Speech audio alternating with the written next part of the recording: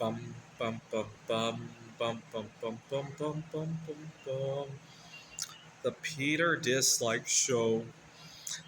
Bum bum bum bum bum bum bum. I want you guys to continue to pray for me by leaving a dislike on this video. A couple things I want to do when I get home. I'm going to have to think hard about taking the plunge with, well, you guys saw that I recently got a girlfriend. And the reason I want to take the plunge is that I'm having difficulty balancing my single life as it is. It's getting harder and harder as I get older, it seems like. What do I mean by that? Well, I'm competing against colleagues who have two sets of hands, two incomes, two different sets of skills, right? So I got colleagues who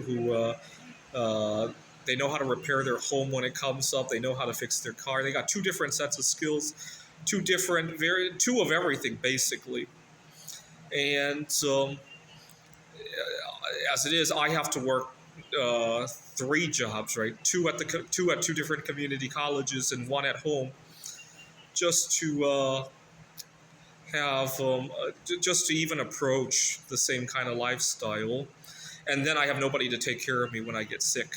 Last year, I got COVID-19 during a heat wave, and if that wasn't bad enough, then there's systemic differences as well, right? I keep bringing up car insurance, right? I pay almost as much to insure one car as one of my colleagues does to insure two cars. And then obviously we got tax season coming up, right? That's full of singles bias, right? So, but then in light of that, I started dating again, but guess what? I'm still dealing with, during this time period, I'm still dealing with all of that, plus the expenditures of dating, right? Granted, the people I've been dating have not been very high maintenance, but there's still some expenditure, right? Time, emotional energy, money, and just mental capacity, right? And I'm having a lot of difficulty juggling that, right? So to give you an idea, I'm traveling in Taiwan, but I'm trying to stay in touch with my friends in the U.S., different time zone. We're 9 hours ahead of them. And then I'm juggling negotiating two different jobs. I mean, granted, we're on break right now, but I'm studying on the material that I'm going to be teaching at the community colleges. And I can't do my bismuth art here, obviously, because it's heavy. I didn't bring it here. Kind of funny because I tried to see if I could order some bismuth to be delivered here in Taiwan so that I could show my extended family how it's done, but it was extremely expensive. I think Taiwan and China probably have an even higher tariff rate than the one that Trump was talking about for the United States. And so I didn't do that. And obviously, it's too heavy to bring on the airplane either. And so, long story short, I'm having difficulty affording my single life. And on top of that, in order to get to where my colleagues are, I have to take on this additional burden, and it's destroying me. Especially in the sense that if it weren't for that, I probably quit one of the two jobs at the community colleges. There are two different ones that are opposite ends of the valley, right? And then you see, all of these single biases multiply on each other, right? The fact that I have to take two different jobs opposite of the valley, I drive more miles, it increases my car insurance. With the increased car insurance, now I got to do other stuff. And all of the expenses and unfairness of being single, they don't just add to each other; they kind of multiply against each other. If you stop and think about it, right? They renegotiate each other, right? And so I'm gonna two things I want to do. Number one, think hard about whether or not to take that plunge. She's almost a decade my senior anyway, so she's probably anxious for that too. And number two, I want to continue networking not necessarily for dating material, but for connections. And so I'm going to speak to the friend that at the church that helped me with this girl, because he seems to know best. Uh, the other thing I plan to do is to, I already alluded to this in other video, be more willing to take risk. I think part of the problem I ended up with where I am today is years of being too conservative with making a move on a girl that I might like, with negotiating for things at work that I could have asked for, with taking on hobbies that I didn't think about, right? I think the art projects could have started a long time ago if I weren't so conservative with things, right?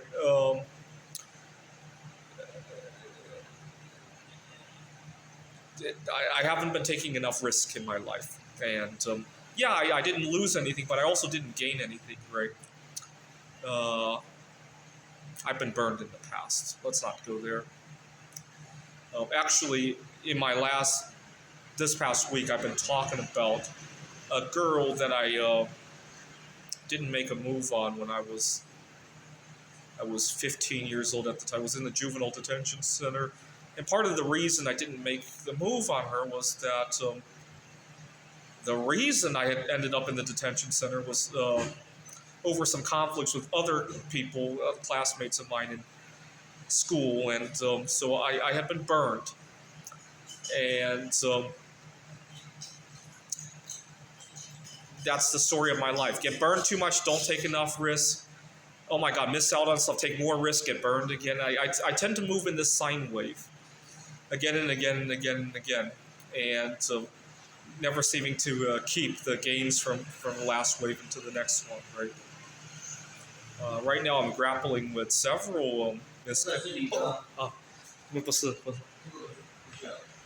right now I'm grappling with several misconnections, and so I want you to pray that some of them go right as I attempt to renegotiate some of that. I was at this one you can pray for because I'm going to resolve as soon as I get home. I was at a trivia event every Saturday night, and I had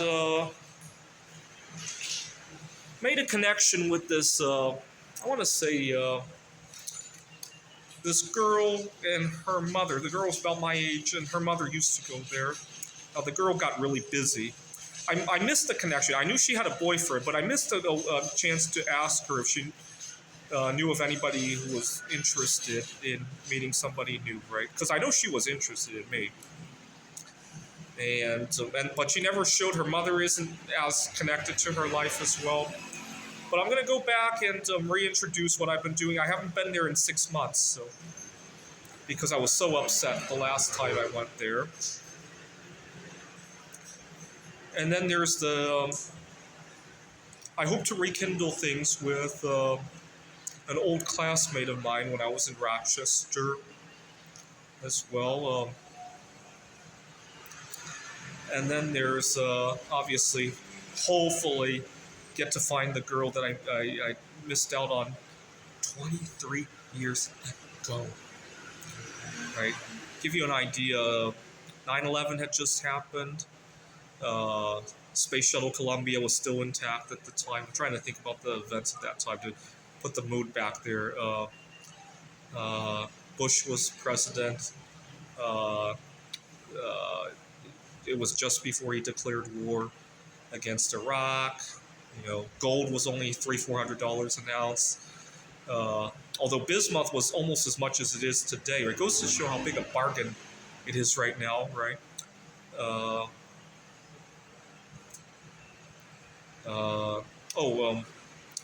The euro, the EU was a lot smaller than it is today. Euro had just been introduced. This was before the big expansion. I think 2004 was the big expansion where Poland, Hungary, and a few other countries joined, right? So it was before that. What else was going on at the time? Uh,